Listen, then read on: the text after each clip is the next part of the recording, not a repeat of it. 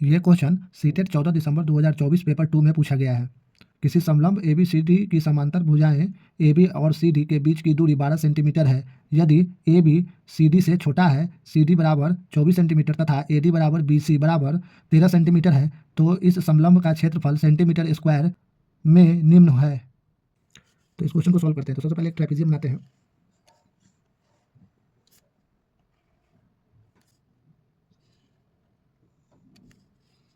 A B C D, देखिए C D का जो लंबाई दिया हुआ है ये दिया हुआ है 24 सेंटीमीटर। ये जो है ये क्या है, आइसोस्केलस ट्रेपेजियम है।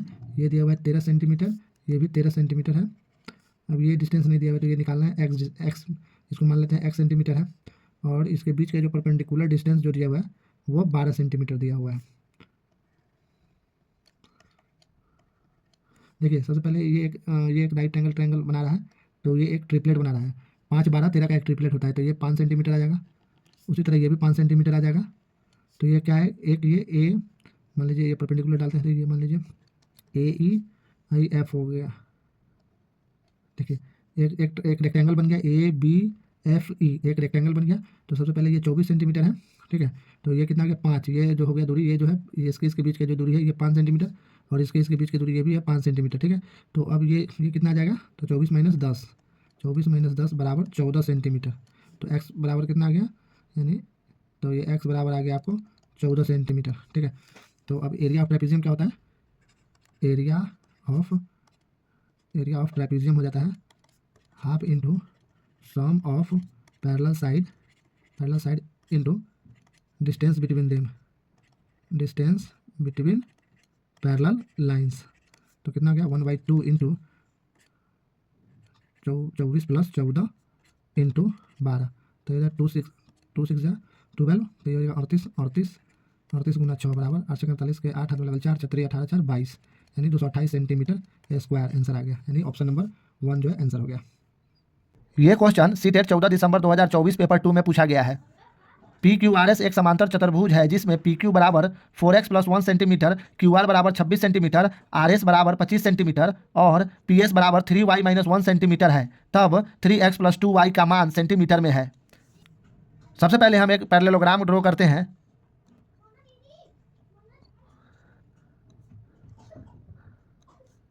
P Q R S, P Q कितना है 4x प्लस 1, क्यू आर बराबर है 26 सेंटीमीटर, आर एस बराबर है 25 सेंटीमीटर, पी एस बराबर है 3y माइनस 1। देखिए पैरेललोग्राम का प्रॉपर्टी होता है कि उसका अपोजिट साइड क्या होता है, इक्वल और पैरेलल होता है। तो ये पी क्यू इक्वल होगा एस आर के, और पी एस इक्वल होगा आपको क्यू आर के, और पैरेलल भी होगा एक दूसरे के। तो सबसे पहले क्या होगा, पी क्यू बराबर होगा एस आर, तो यहाँ से हमको एक्स का वैल्यू निकल जाएगा।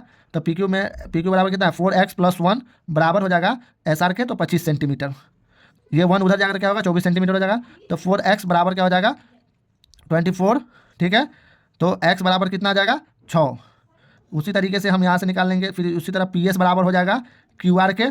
तो यहाँ से हम y का वैल्यू निकाल लेंगे, 3y माइनस 1 बराबर हो जाएगा 26 सेंटीमीटर, 26 उसके 26 सेंटीमीटर। तो यहाँ से हम y निकालेंगे, तो 3y, ये 1 उधर जाएगा तो प्लस हो जाएगा, यानी 27 हो जाएगा, 27। तो y बराबर हमको आ जाएगा 9, ठीक है। अब हमको कितना का वैल्यू निकालना है 3x प्लस 2y। तो x बराबर कितना दिया हुआ है 6, तो 3 इंटू 6 प्लस y का वैल्यू कितना आया 2 इंटू 9, तो कितना हो जाएगा 18 प्लस 18 बराबर कितना हो जाएगा 36 सेंटीमीटर आंसर। तो आपका ऑप्शन नंबर 3 आंसर हो जाएगा। यह क्वेश्चन सीटेट 15 दिसंबर 2024 पेपर 2 में पूछा गया है।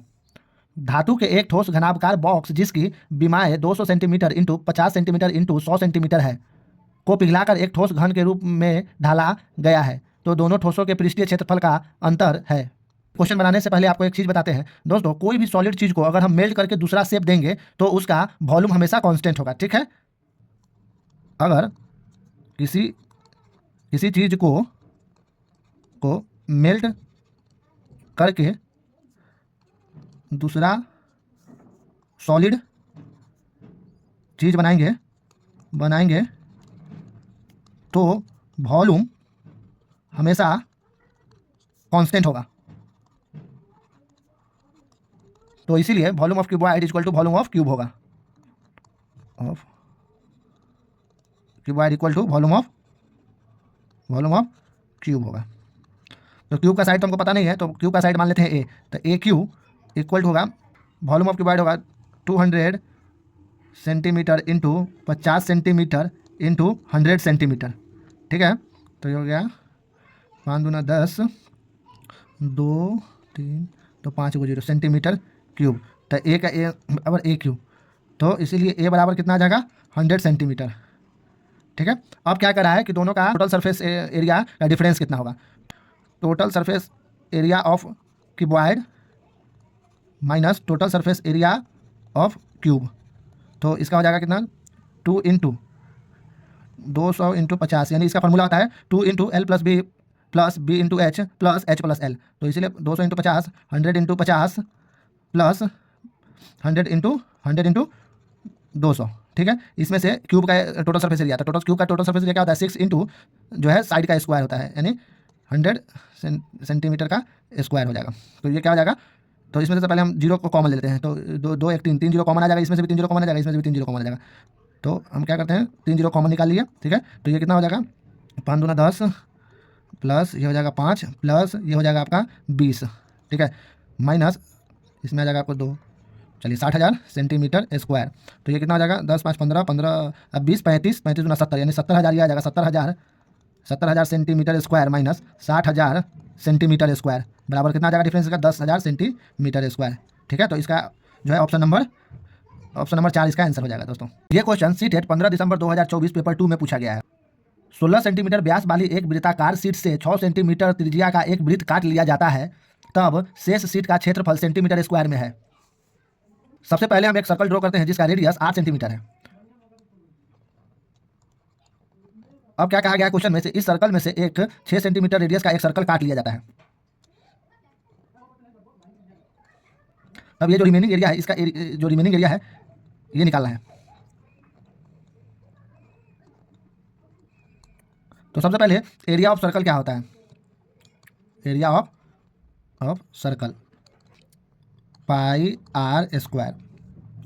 तो रिमेनिंग एरिया का निकालना था, रिमेनिंग एरिया तो यानी कि 8 सेंटीमीटर रेडियस वाले सर्कल में से 6 सेंटीमीटर रेडियस को वाले सर्कल को घटा देना है। तब क्या होगा रिमेनिंग एरिया क्या हो जाएगा पाई 8 का स्क्वायर माइनस 6 का स्क्वायर। तो पाई का वैल्यू कितना होता है, पाई का वैल्यू 22/7 इंटू 8 का स्क्वायर 64 माइनस 6 का स्क्वायर 36।